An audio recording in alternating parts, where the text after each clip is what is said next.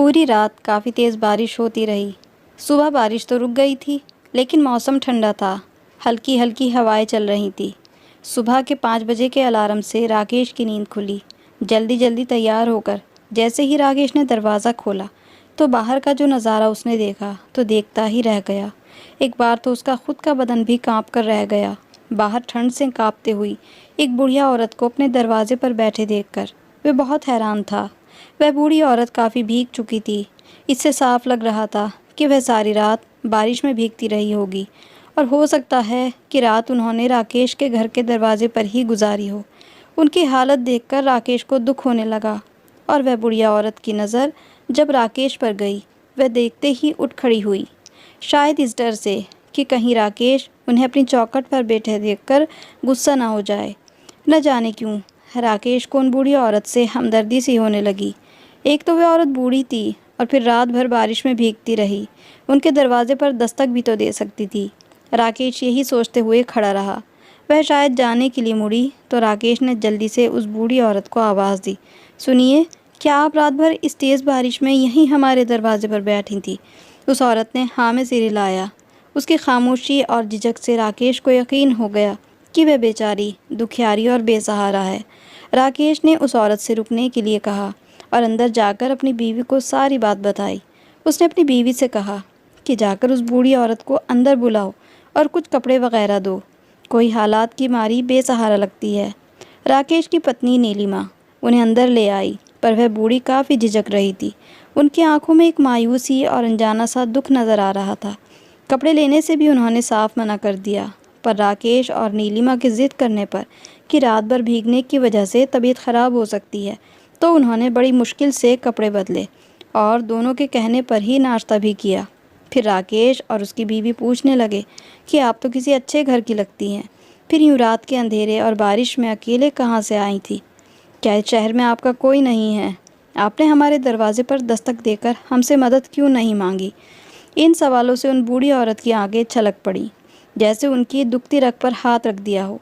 वह कहने लगी कि बेटी, कुछ वक्त पहले तक मेरे पास सब कुछ था। इस शहर में मेरा अपना घर, बेटा, बहू, एक खुशहाल ज़िंदगी थी, मगर आज सब कुछ होते हुए भी मेरे पास कुछ नहीं है। मैं बिल्कुल तन्हा अकेली हूँ। एक ही बेटा होने की वजह से हमने बड़े चाव से उसकी परवरिश की, उसे पढ़ाया लिखाया और एक काबिल इंसान बनाया। फिर हम पति पत्नी अपने लाडले के लिए एक बहू लेकर आए। सब कुछ ठीक ही चल रहा था। एक दिन मौत ने हमारे दरवाजे पर दस्तक दी और मेरे पति को मुझसे हमेशा के लिए जुदा कर दिया। घर के बड़े का साया जैसे ही उठा, सब कुछ बदल गया। ना वो अपनापन रहा और ना प्यार, ना ही वो रिश्ते। सब कुछ एकदम से बदल गया। मैं खुद को बहुत अकेला महसूस करने लगी। अपना ही घर मेरे लिए बेगाना हो गया। मुझे लगता था कि मैं अपनी ही औलाद को एक बोझ लगने लगी हूँ। फिर एक दिन मेरे बेटे ने ये फ़ैसला सुनाया कि वह इस घर को बेचकर किसी अच्छी जगह अपना नया घर बनाना चाहता है। तब तक वह लोग बहू के मायके में रहेंगे। मेरे लिए ये हुक्म हुआ कि मैं अपने गांव जाकर अपने किसी रिश्तेदार के पास रह लूं। जब घर का इंतज़ाम हो जाएगा तो मुझे बुला लिया जाएगा।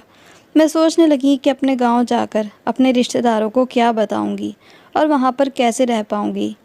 वक्त और हालात की मारी आखिर करती भी तो क्या, मजबूरन किसी तरह दिल पर पत्थर रखकर गांव पहुंच गई और वहीं पर रहने लगी।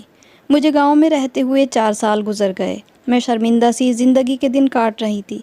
हमेशा मेरी आंखें अपने बेटे के इंतज़ार में रहती, मगर इस बीच मेरे बेटे ने एक बार भी आकर मुझसे मिलना तो दूर मेरी खैर खबर तक लेने की कोशिश नहीं की। लेकिन मैं तो माँ थी। ममता की तड़प और कसक ने मुझे बेचैन कर रखा था। रातों की नींद मेरी आंखों से छिन चुकी थी। न जाने क्या क्या मेरे दिमाग में आकर मुझे परेशान करता था। जब काफ़ी सालों तक मुझे अपनी औलाद की खबर ना मिली, पता नहीं मेरा बेटा किस हाल में होगा। यही सोचकर मैंने ठान ली कि मैं खुद शहर आकर पता करूंगी। और कल मैं अपने गांव से शहर चली आई। यहाँ आने के बाद मेरे कदम सीधे अपने घर की तरफ चल पड़े। जब मैं वहाँ पहुँची तो पता चला कि मेरा और मेरा बेटा और बहू तो कब के घर बेचकर नए घर में शिफ्ट हो चुके हैं और बड़ी अच्छी ज़िंदगी गुजार रहे हैं। पड़ोसियों से अपनी औलाद की सुकून भरी ज़िंदगी के बारे में जानकर मेरा चेहरा ज़रूर खिल गया, मगर सीने में कुछ टूट कर बिखर गया। रही सही उम्मीद भी चकनाचूर हो गई। मेरी आंखों के आगे अंधेरा छाने लगा। मैं सोचने लगी कि फिर से गांव जाऊंगी तो रिश्तेदारों में कई सवाल उठेंगे जिनका मेरे पास कोई जवाब नहीं था। इन्हीं सोचों में भटकते हुए न जाने कब रात हो चली। ज़ोरदार बारिश की वजह से मुझे आपके घर की चौखट का सहारा लेना पड़ा। उनकी बातों को सुनकर राकेश सोचने लगा कि माँ बाप तो बच्चों पर इतना सब कुछ निछावर कर देते हैं, अपने आप को लूट कर उनका दामन खुशियों से भर देते हैं, मगर माँ बाप को जो उम्मीदें अपनी औलाद से जुड़ी होती हैं, वक्त पड़ने पर औलाद उस पर खरी क्यों नहीं उतरती? उनकी उम्मीदों पर पानी फेर कर उन्हें बेसहारा क्यों कर दिया जाता है? क्या उनका ज़मीर उनको झकझोरता नहीं होगा? उनके रिश्तों में इतना खोखलापन क्यों आ जाता है? एक माँ जो अपनी औलाद को सारी परेशानियां बर्दाश्त करके पैदा करती है और पालती है, वह अपने मन में एक पल के लिए भी अपनी औलाद को बोझ नहीं समझती और मुस्कुराते हुए हर दर्द का सामना करती है। उसे नन्ही सी जान को दुनिया में देखकर फूली नहीं समाती, अपना खून जिगर देकर उसकी परवरिश करती है, उसे उंगली पकड़कर अपने पैरों पर चलना सिखाती है, कदम कदम पर अपनी खुशियों की कुर्बानी देकर पाल पोस कर उसे किसी काबिल बनाया जाता है। फिर जब औलाद की बारी आती है तो माँ बाप के लिए घर के कोने में भी जगह क्यों तंग होने लगती है? एक ऐसी औलाद है जो माँ बाप को बोझ समझकर उनसे दूरी बना लेती है। खैर, वह औरत कहने लगी, अच्छा अब मैं चलती हूँ, आप लोगों का बहुत बहुत शुक्रिया। राकेश सोचों में डूबा उनकी आवाज़ पर जैसे चौंक पड़ा। राकेश और उसकी बीवी नीलिमा दोनों एक साथ बोल पड़े, आप कहाँ जाएंगी? आप चाहे तो हमारे घर में रह सकती हैं। वह कहने लगी कि आपने मुझसे इतनी हमदर्दी की, यही बहुत है। मेरी औलाद ने तो बोझ समझकर मुझे अपने घर से निकाल दिया, अब मैं आप लोगों पर बोझ नहीं बनना चाहती। राकेश बोला, आप कैसी बातें कर रही हैं? कोई किसी पर बोझ नहीं बनता, ऐसा कुछ नहीं होता। इंसान ही इंसान के काम आता है। ऊपर वाला जब इंसान को इस दुनिया में भेजता है तो अपने बंदों के लिए जीने का रास्ता भी निकालता है। आप हमारी माँ की तरह ही हैं। इस दुनिया में हमारा भी कोई बड़ा नहीं। आप हमारे साथ रहेंगी तो हमें खुशी होगी और हम पर माँ की ममता का साया भी बना रहेगा। हमारी बात मान जाइए और हमारे पास यहीं रुकिए। हमदर्दी की बातों से ही उनकी आंखें आंसू से छलक पड़ी। शायद दिल के ज़ख्म आंसुओं की शक्ल में बहने लगे। उन दोनों की ज़िद पर वह इनकार न कर सकी और उन दोनों को खुश रहने की दुआएं देते हुए उस दिन से राकेश और नीलिमा के घर का एक हिस्सा बनकर रहने लगी।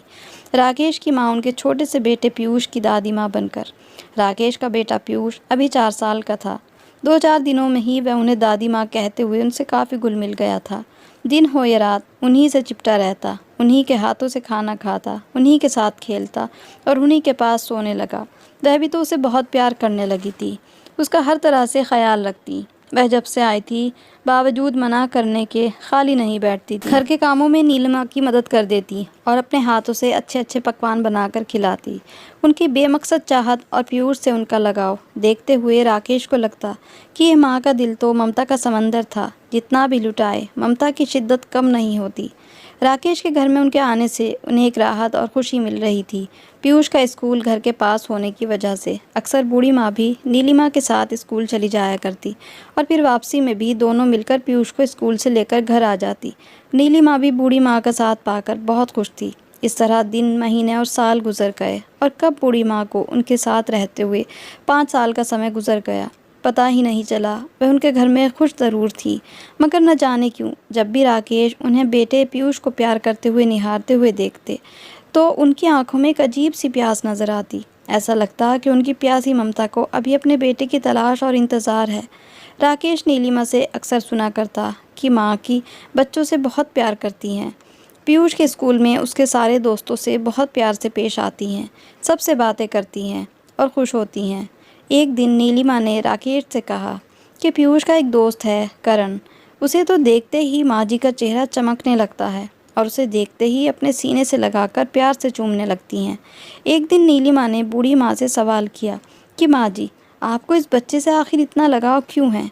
जब भी उसे देखती हैं तो अपने आप पर काबू नहीं रख पाती। नीलिमा के सवाल पर उनकी आंखें भर आईं और वो कहने लगी कि बेटी, मेरा बेटा भी बचपन में बिल्कुल ऐसा ही था। मुझे इसमें अपने बेटे की झलक दिखाई देती है, मुझे उसका बचपन याद आ जाता है। उनकी बातें सुनकर नीलिमा भी जज्बाती हो गई। कहने लगी कि बावजूद अपनी औलाद की बेरुखी के वह उसे दिल से नहीं निकाल पाई। शायद इसी प्यासी ममता का नाम माँ है, जिसकी आत्मा हर हाल में अपनी औलाद के लिए भटकती रहती है। आज राकेश की छुट्टी थी, वह देर तक सोता रहा और फिर उठने के बाद नाश्ते वगैरह से फ्री होकर वह घर में ही बैठा टीवी देख रहा था। नीलिमा और माँ घर का काम निपटाकर पीयूष को स्कूल से लाने के लिए चली गई। बस उसके लौटने का वक्त हो ही रहा था, तभी फ़ोन की घंटी बजी। राकेश ने रिसीवर उठाया।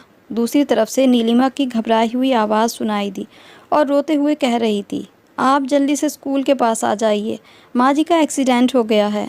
राकेश के तो होश ही उड़ गए। पता नहीं कैसे वह कुछ पलों में ही वहाँ पहुँच गया। पहुँचते ही नीलिमा से पूछा कि सब कैसे हुआ और तुम कहाँ थी? तुम और माँ तो साथ ही थी ना? नीलिमा परेशानी में रोए जा रही थी और कहे जा रही थी कि हम साथ ही थे। जैसे ही पीयूष को लेकर स्कूल से निकले, हमारे साथ ही पीयूष का दोस्त करण भी था। करण को अपने घर की तरफ जाने के लिए रोड क्रॉस करना था। वह जैसे ही रोड क्रॉस करने लगा तो तेज़ी से एक बस चली आई। इससे पहले ही उसको कुछ होता, माँ जी उसे बचाने के लिए दौड़ पड़ी और हादसे का शिकार हो गई। मैंने देखा कि माँ बहुत ज़ख्मी हो गई थी, काफ़ी खून भी बह रहा था। लोगों की मदद से हम उन्हें अस्पताल लेकर पहुँचे। करण को तो बस हल्की सी चोट आई थी। उसकी मरहम पट्टी करवा कर मैंने उसे घर भेज दिया। माँ जी ने अपनी जान पर खेलकर उस बच्चे को बचा लिया था। वह अभी बेहोश पड़ी हुई थी। डॉक्टर अपनी कोशिश में लगे हुए थे। इलाज जारी था। राकेश और नीलिमा बहुत बेचैन थे। उनके होश में आने का इंतज़ार कर रहे थे, मगर भगवान को कुछ और ही मंजूर था। बावजूद कोशिशों के उन्हें बचा नहीं पाए। आखिरी बार कुछ पलों के लिए वे होश में ज़रूर आई थी। आंखें खोलकर बड़ी मुश्किल से पूछने लगी कि वह बच्चा तो ठीक है ना। राकेश ने उन्हें तसल्ली दी कि उसे कुछ नहीं हुआ, बल्कि आपने अपनी जान खतरे में डालकर उसको बचा लिया। ये बात सुनकर वे मुस्कुराने लगी और उनकी ममता भरी आंखें राकेश को तकने लगी, जैसे उससे विदाई की इजाज़त मांग रही हों। फिर वह प्यासी आंखें खुली की खुली रह गईं। ना चाहते हुए भी राकेश को उन खुली पलकों को अपने हाथों से बंद करना पड़ा और वह बूढ़ी माँ राकेश और नीलिमा से और सभी से हमेशा हमेशा के लिए जुदा हो गई। अस्पताल के सारे काम अंजाम होने के बाद राकेश उन्हें अपने घर ले आया। फिर उनकी अंतिम यात्रा की तैयारी होने लगी। सभी की आंखें गीली थी। माँ जी का जज्बा और प्यार हर एक की ज़ुबान पर था। राकेश का बेटा पीयूष अपनी माँ से लिपट लिपट कर बार बार एक ही सवाल कर रहा था कि दादी माँ को आप कहाँ लेकर जा रहे हैं। उस मासूम के सवालों का राकेश क्या जवाब देता। उसे रोता छोड़कर माँ जी की अर्थी को कंधा दिया और शमशान घाट की तरफ निकल पड़े। अर्थी को एक तरफ रखते हुए राकेश को कुछ अजीब सा लग रहा था। माँ जी की इस तरह अचानक जुदाई से वह खुद को बहुत हारता हुआ महसूस करने लगा था। उन्होंने इतने कम वक्त में हमारे घर में नहीं बल्कि दिलों में भी एक ख़ास जगह बना ली थी। न जाने क्यों राकेश को उस वक्त रह रहकर उनके बेटे का ख्याल आ रहा था। फिर जैसे ही आगे बढ़े तो कोई भीड़ को चीरते हुए उनके पास चला आया और कहने लगा कि मैं नीरज हूँ और करण मेरा बेटा है। मैं शहर से बाहर गया हुआ था। आते ही पता चला कि स्कूल के पास मेरे बच्चे का बहुत बड़ा हादसा होते होते बचा और उस वक्त पर आपकी माँ ने दौड़कर मेरी नन्ही सी जान को बचाते हुए खुद हादसे का शिकार हो गई हैं और चल बसी। मुझे इसका बहुत अफसोस है। मैं उनके आखिरी बार दर्शन के लिए आपके घर पहुँचा तो आप लोग निकल चुके थे। बड़ी मुश्किल से यहाँ तक पहुँच पाया हूँ।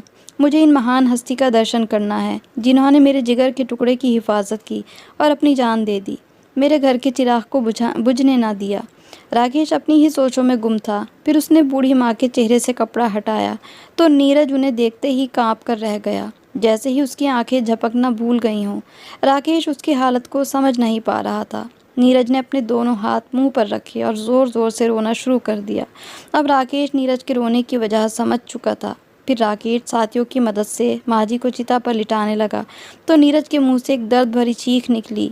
राकेश से रहा नहीं गया। उसने अपना हाथ उसके कंधे पर रखते हुए कहा कि अब आंसू बहाने से क्या फ़ायदा। जब इन्हें तुम्हारे सहारे की ज़रूरत थी तब तो तुमने इन्हें ठुकरा दिया। उनकी ममता पल भर के लिए भी तुम भुला नहीं पाए। यह सच्ची ममता की डोर ही थी जो जाने अनजाने में तुम्हारे बेटे तक इन्हें खींच कर ले गई।